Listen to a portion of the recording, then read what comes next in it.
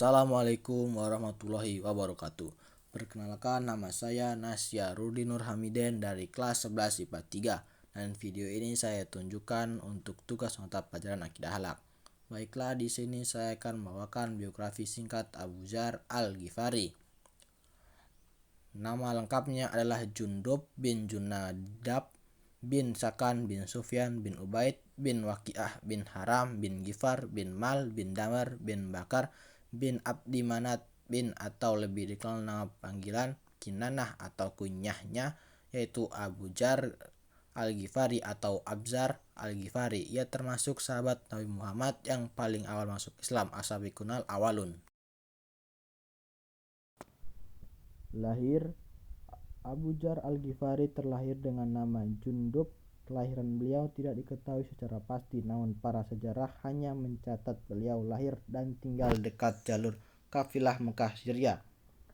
Wafat: Abu Dzar Al-Ghifari wafat di Rabzah, sebuah kampung kecil di jalur jalan kafilah Irak Madinah pada 8 Zulhijjah 34 Hijriah. Abu Dzar berasal dari suku Ghifar yang dikenal sebagai suku penyamun pada masa pra-Islam. Ia memeluk Islam dengan sukarela. Ia salah seorang sahabat yang terdahulu dalam memeluk Islam. Ia mendatangi Nabi Muhammad langsung ke Mekah untuk menyatakan keislamannya. Setelah menyatakan keislamannya, ia berkeliling Mekah untuk mengabarkan bahwa ia kini adalah seorang muslim, hingga memicu kekhawatiran serta kemarahan kaum kafir Quraisy dan membuatnya menjadi bulan-bulanan kaum Quraisy. Berkat pertolongan Abbas bin Abdul Muthalib, ia selamat dan suku Quraisy membebaskannya setelah mereka mengetahui bahwa orang yang dipukuli berasal dari suku Ghifar.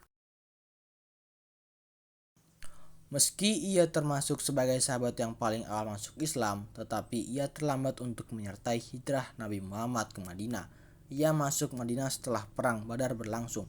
Ada riwayat yang mengatakan bahwa ia juga tidak ikut dalam perang Khandak, tetapi ia kemudian ikut serta dalam perang Hunain sebagai pembawa bendera perang sukunya. Orang-orang yang masuk Islam melalui dia adalah Ali Al-Ghifari, Anis Al-Ghifari, Ramlah Al-Ghifariyah.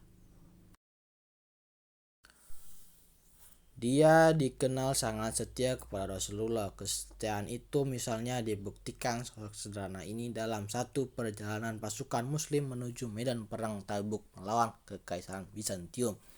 Karena keledainya lemah, ia rela berjalan kaki seraya memikul bawaannya. Saat itu sedang terjadi puncak musim panas yang sangat menyayat. Dia keletihan dan roboh di hadapan Nabi SAW. Namun Rasulullah heran, kantong airnya masih penuh.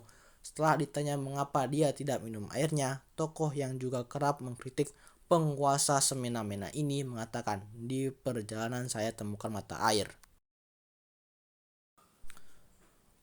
Saya minum air itu sedikit dan saya merasakan nikmat. Setelah itu saya bersumpah tak akan minum air itu lagi sebelum Nabi SAW meminumnya." Dengan rasa haru, Rasulullah berujar, "Engkau datang sendirian, engkau hidup sendirian, dan engkau akan meninggal dalam kesendirian. Tapi serombongan orang dari Irak yang saleh kelak akan mengurus pemakamanmu." Abu Dzar Al-Ghifari, sahabat setia Rasulullah itu, mengabdikan sepanjang hidupnya untuk Islam.